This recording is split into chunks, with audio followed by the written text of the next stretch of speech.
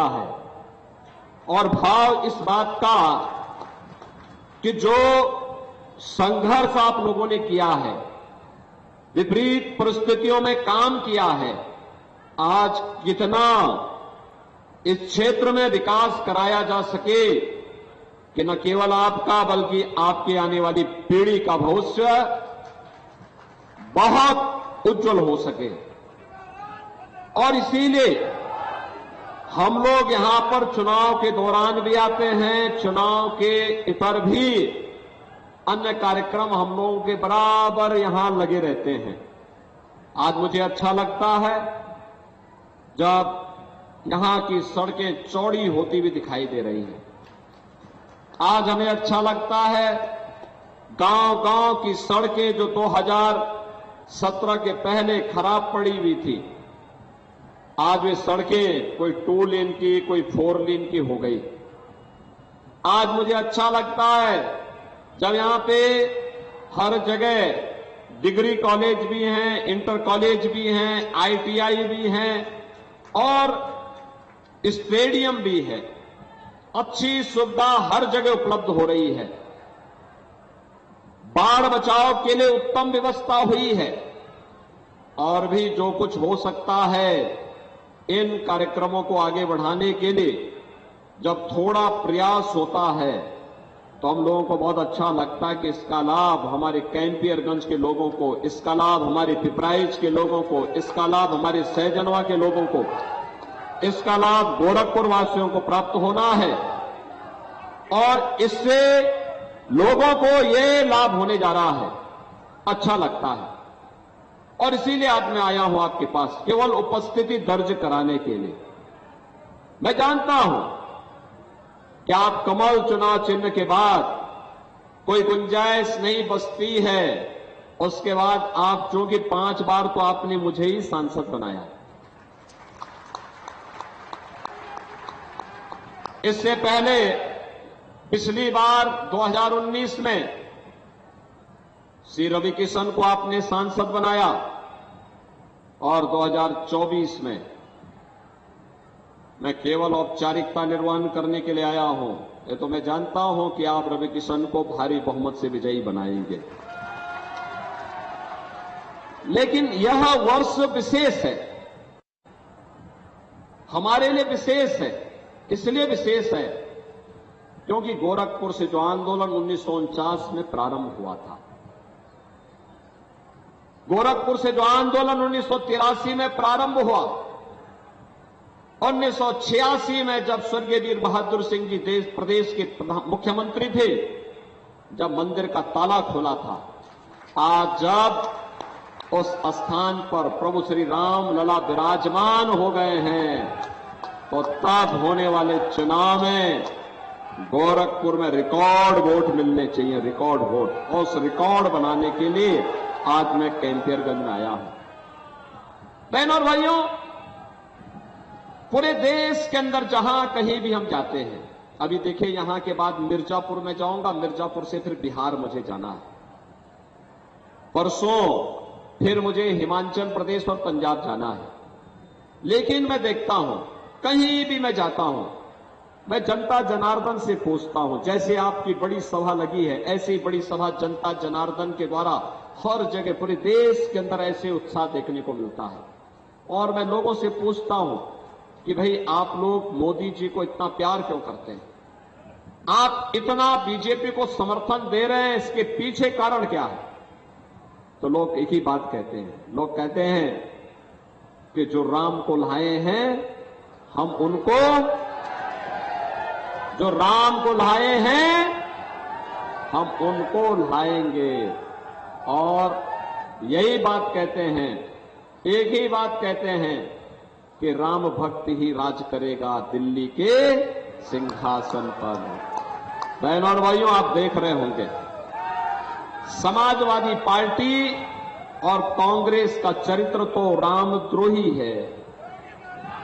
कांग्रेस ने स्वर्गीय वीर बहादुर सिंह को मुख्यमंत्री पद से इसलिए हटाया था क्योंकि स्वर्गीय वीर बहादुर सिंह राम भक्त थे और उन्होंने अयोध्या में राम मंदिर का ताला खुलवाने में अपना योगदान दिया था। इसलिए उन्हें मुख्यमंत्री पद से हटा दिया था कांग्रेस ने। और फिर कांग्रेस ने युक्ति की कि हिंदू वहां पूजा न कर सके। बहनों और भाइयों, आज भी कांग्रेस और समाजवादी पार्टी वही स्वर बोल रही है। कांग्रेस कहती है राम मंदिर का निर्माण नहीं होना चाहिए था, दुनिया में संदेश गलत गया है। समाजवादी पार्टी कहती है राम मंदिर बेकार बना है। मैंने कहा भी देखो, राम मंदिर में उमड़ने वाली भीड़, श्रद्धालुओं की भीड़ बताती है कि राम मंदिर तो ठीक बना है, लेकिन तुम लोगों की बुद्धि भ्रष्ट हो गई है। तुम्हारी बुद्धि में भूसा भर गया है, इसलिए तुम्हें राम मंदिर बेकार लगता है। बहनों और भाइयों, राम मंदिर भारत की सनातन आस्था का प्रतीक है। और इसीलिए जब राम मंदिर की बात आती है, ये पूरा चुनाव राम भक्तों और राम द्रोहियों के बीच में जा चुका है। एक तरफ राम भक्त हैं, राम भक्त भगवान राम की सेना। आपने देखा होगा अयोध्या में प्रधानमंत्री जी के कर कमलों से जब रामलला विराजमान हुए, 500 वर्षों का इंतजार समाप्त हुआ। रामलला के विराजमान करने के पहले अयोध्या का जो इंटरनेशनल एयरपोर्ट हम लोगों ने बनाया था, उसका नामकरण मोदी जी ने महर्षि वाल्मीकि के नाम पर किया। याद करिए, अयोध्या में यात्रियों के लिए जो विश्रामालय बनाए गए हैं, रेन बसेरा बनाए गए हैं, यात्री विश्रामालय बनाए गए हैं, इसका नाम किसके नाम से है? निषाद राज के नाम पर। निषाद राज के नाम पर भगवान राम और निषाद राज की मैत्री का संबंध अयोध्या से है। और साथ साथ हम लोगों ने प्रयागराज के पास भी निषाद राज का किला जिस स्थान पर है, भगवान राम और निषाद राज की 56 फुट ऊंची प्रतिमा को हम लोगों ने वहां पर स्थापित किया है और दोनों के मैत्री के संबंधों को जोड़ा है। मेरा मानना, कोई भी निषाद राज का भक्त रामद्रोही के साथ नहीं खड़ा हो सकता है। रामद्रोही के साथ नहीं खड़ा हो सकता है। राम भक्तों पर गोली चलाने वाले लोग आज आपके सामने तमाम प्रकार के इनके अपने आपकी आंखों में धूल झोंकने का प्रयास करेंगे, लेकिन बहनों और भाइयों, इस बहकावे में नहीं आना है। हमने एक काम किया है, अयोध्या में श्रद्धालुओं के लिए जो भोजनालय बनाए गए हैं, कैंपियरगंज से भी तो लोग गए थे दर्शन करने के लिए। अयोध्या में कितने लोग अयोध्या दर्शन करने के लिए गए थे? आप लोगों ने जितनी भी जगह आप लोगों ने जो वहां प्रसाद पाया था, वह प्रसाद जिस भोजनालय में बना था उसका नाम है सबरी भोजनालय। माता सबरी के जूठे बेर खा करके भगवान राम ने लंका पर चढ़ाई की तैयारी की थी। तो भगवान राम तो सबको अपनाने वाले हैं, लेकिन रामद्रोही कभी चैन से नहीं बैठ पाया है। कितना ही बड़ा क्यों ना हो, कितना ही बड़ा ताकत क्यों ना हो, उसकी दुर्गति और उसका पतन जरूर हुआ है। और इसीलिए मैं आपसे कहने के लिए आया हूं, ये चुनाव राम भक्तों और रामद्रोहियों के बीच में है। बहनों और भाइयों, राम भक्त देश के विकास के लिए कार्य कर रहे हैं, देश का सम्मान बढ़ा रहे हैं। हाईवे 2 लेन, 4 लेन, 6 लेन, 12 लेन के हाईवे ये राम भक्तों के द्वारा बनाया गया है। Medical college, AIIMS, IIT, IIM, हर घर नल की योजना, एयरपोर्ट का निर्माण और औद्योगिकीकरण का जो नया दौर शुरू हुआ है, ये राम भक्तों की देन है। हर घर नल के माध्यम से आपके घर में जो शुद्ध जल आने वाला है, राम भक्तों की देन है। गरीब को अन्न योजना, फ्री में अन्न की योजना, ये राम भक्तों की देन है। गरीब के लिए ये 5 लाख रुपए प्रतिवर्ष जो उपचार की सुविधा हो रही है, मुफ्त उपचार की सुविधा हो रही है, ये राम भक्तों की देन है। किसान को किसान सम्मान निधि, हर घर में शौचालय का निर्माण और हर घर में उज्ज्वला योजना का कनेक्शन। याद करिए ना, कांग्रेस के शासन में क्या होता था, समाजवादी पार्टी की सरकार में क्या होता था? पहले तो कनेक्शन नहीं मिल पाता था रसोई गैस का, और रसोई गैस का कनेक्शन ले लिया आपने तो रसोई गैस का सिलेंडर भी धोखा कब देता था? जब पर्व और त्योहार के दिन या जिस दिन मेहमान घर में आए हुए हो।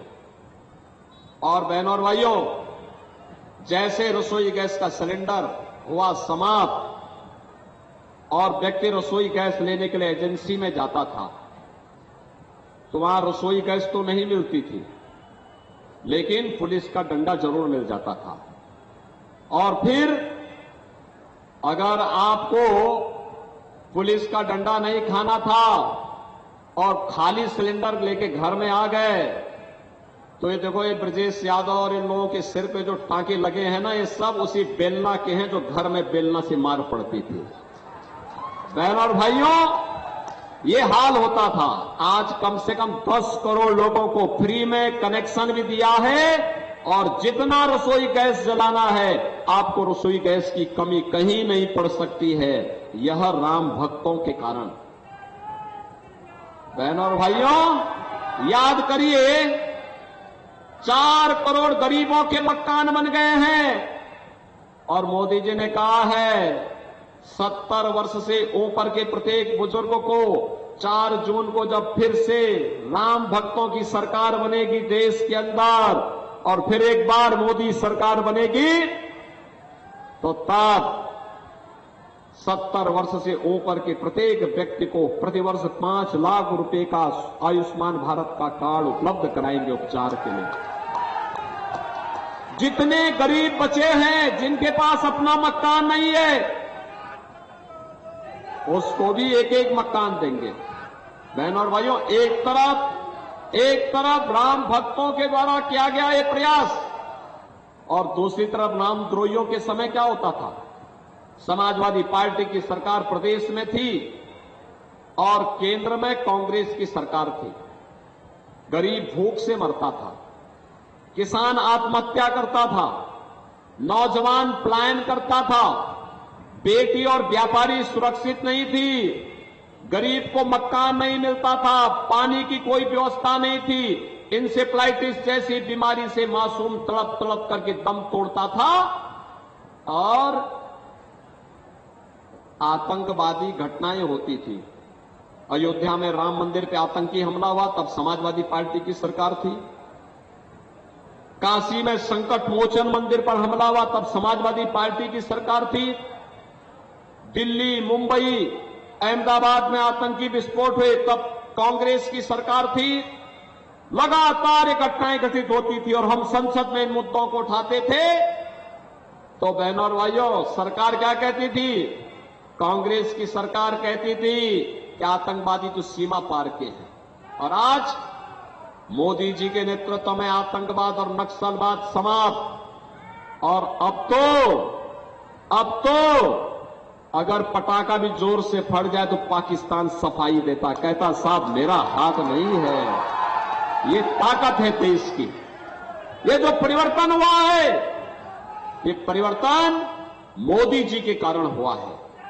भारत का अगर सम्मान बढ़ा है, भारत सुरक्षित है, हम सुरक्षित हैं, आतंकवाद और नक्सलवाद समाप्त हुआ है, तो मोदी जी के कारण। और बहनों और भाइयों, मैं आपसे यही कहने के लिए आया हूं, एक तरफ मोदी जी के नेतृत्व में सुरक्षित भारत, सम्मान प्राप्त कर रहा भारत, आतंकवाद और नक्सलवाद से मुक्त भारत, विकास की नए नए प्रतिमान स्थापित करने वाला भारत, दुनिया की एक महाताकत के रूप में बढ़ता हुआ भारत है। और दूसरी तरफ भारत के खिलाफ षड्यंत्र करने वाले कांग्रेस और समाजवादी पार्टी का गठबंधन है। आप देख रहे होंगे इनका हाल क्या है। इनका घोषणा पत्र क्या कहता है? ये कहते हैं सत्ता में आएंगे तो पर्सनल लॉ लागू करेंगे। पर्सनल लॉ का मतलब जानते हैं आप?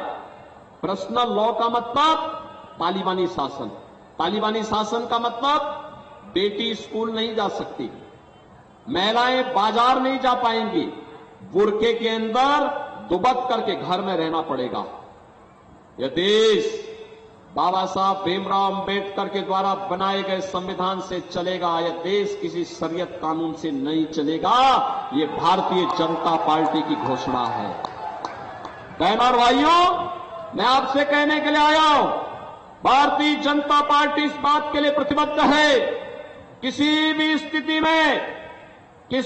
स्थिति में बाबा साहब भीमराव अंबेडकर के बनाए गए संविधान के साथ कांग्रेस और समाजवादी पार्टी को छेड़छाड़ करने की अनुमति भारतीय जनता पार्टी नहीं देगी। मोदी जी के नेतृत्व में बाबा साहब भीमराव अंबेडकर का सम्मान हुआ।